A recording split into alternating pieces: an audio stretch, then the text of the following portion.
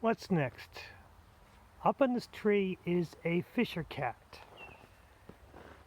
Now he seems to be pretty secure in his location. I don't think he's gonna mess with me because I can't mess with him or her. But we seem to have reached an agreement that it will stay in its tree looking at me and I can take a picture of it. And I advise caution with these things because they're very aggressive. And I'm hoping it's a male. See you later. Because if it's a female, she's going to have babies. And when she has babies, she's going to defend. And unfortunately, for everyone, this fisher cat has taken residence in a hole close to a trail. Maybe her idea is that she can keep an eye on prey and stuff.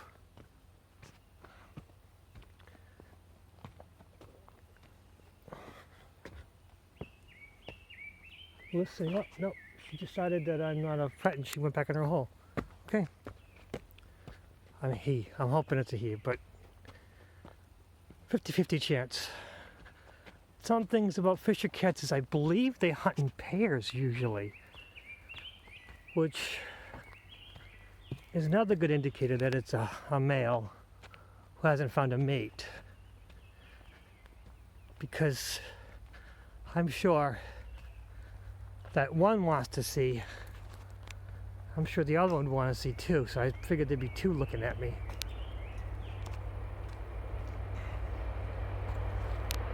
Probably shrink this picture. There. That's the train. And the weird thing, you know, I live in a city and with this situation, the virus and the safety and the quarantine, I've run into so many animals lately. Interesting animals. Yesterday I ran into a possum, and I love possums. They might look like disgusting, filthy, rat-like creatures, but looks like it could be deceiving. They are beneficial. They don't have any diseases that can spread to us. They eat ticks. They can't catch rabies because they're a primitive mammal. They basically kill rats and mice. I mean, they're basically everything a possum does will benefit us. The only problem is it will get in our trash. But that's an opossum in your trash is your fault, because if an opossum can get in your trash, a raccoon, a cat, a dog, anything get in your trash. So if you get opossums getting into your trash, you got bigger problems. And fisher cats. Fisher cats are really, really, really aggressive. They're like the honey badger of, I guess, North America, because they're really, really mean. I've never actually come this close to one. I've heard them.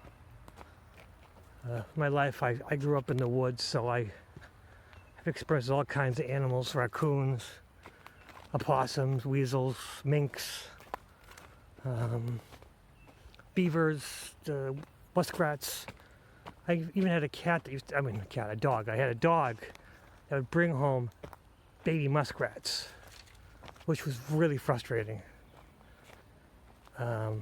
We had a cat used to bring home baby rabbits, but that's what cats do. And back in the 70s and 80s, having a barn cat on a farm made sense. Now, it's like the rat, a trap. A humane trap is much nicer than a nasty cat who eats all your birds and stuff. But rabbits are vermin anyways, unfortunately. Although,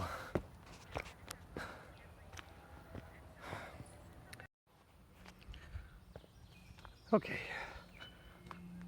rabbits, I have a little game, even though I live in the city, I have a little garden. And the rabbits aren't really my problem. There's a woodchuck. The woodchuck doesn't care much about anything. Although I have had, when I was a kid, I had a cat killed by a woodchuck. We only knew that because the cat was found outside the woodchuck hole dead. And that was basically indicated that we had to eradicate that woodchuck from our property. Because we also had a relatively large garden. And although that woodchuck never got in that garden for some reason, the rabbits did, but we had fencing and everything. Oh, who knows, the woodchuck might have gotten in. It was very, really covert about it, but it did kill that cat. And I think it was my neighbor came and removed the woodchuck, and we didn't discuss it. I don't think it was, you know, if a woodchuck's gonna kill someone, just leave it there. I don't think it killed it. I think the woodchuck killed the cat because the cat went after one of its babies. What else? I did have a dog that used to kill woodchucks too. He came home and he was a 30-pound dog who used to come back with woodchucks. And my mother, because that killed her favorite cat years and years previously, loved my dog because he would kill woodchucks. But for me, he also killed rats too. He was a purebred American Eskimo dog, nicest, sweetest dog in the world, but hated vermin. He was okay with foxes. He actually used to hang around with a fox occasionally, which really freaked me out. Again, this was in the 80s when being intelligent was not a big thing. But he used to play with a fox. Possums were fine. Skunks. He respected skunks because he got sprayed once, and from that day forward realized, no, I don't need to mess with skunks. He was a very curious dog.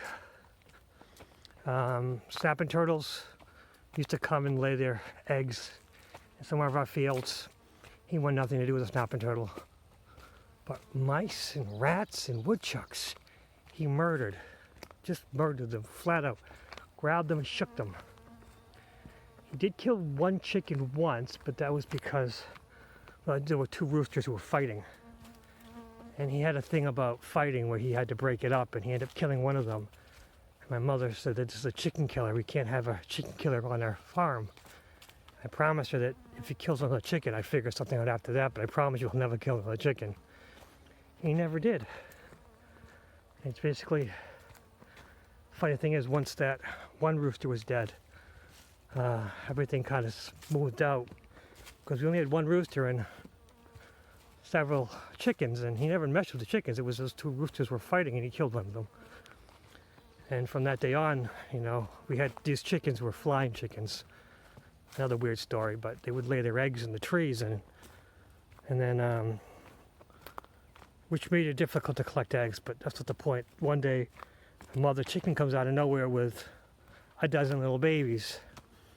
And of course, those babies mature, and some of them became roosters, but the weird thing is, we got rid of all the roosters except for one of his sons, and that one was the most docile, peaceful roosters I've ever met. He would wait on the fence, you'd go pick him up. What was the purpose of this video? We're talking about the Fisher cat. And my pets used to kill. You kind of like, is it bad that Fisher cats kill cats? Well, if it's your cat, yes. But in the whole scheme of things, cats are nasty animals. I own cats myself, I understand. And one of my cats is not cat. He's not aggressive, he's not a hunter, he can't catch anything, he's half blind. He's kind of chubby, I gotta work on, because 3 of the cats are thin, muscular. One, my cat, is fat and half blind, and used to be that when he was a young cat, other cats would bring him chipmunks and mice and let them go for him to try to hunt, and he thought they were the greatest friends. He would sit when they play with them, and he'd look at them, and he'd just, hi, how you doing? And they wouldn't chase them, they run away, and he'd go, oh, it's gone now, and other cat would be looking at me like, what's wrong with this guy? And it'd be nice to have more cats like him. Cats that don't have that predator and prey instinct. Nice to have dogs like that, I mean, I don't know. I'm meandering, talking around in circles. Like I've said before, these videos were just for me to think about ideas, bounce them off myself in the future, and maybe someone will see them in the future and they'll comment and cause a good debate. And this path forward up until June. I started in January 1st. And on June 1st, I'm going to think about, work on editing videos and producing one video a week. But with that, I'll have to learn how to edit videos, which means I have to film a few minutes, cut it down, have a good old time. Whatever. I think it's enough. What's next?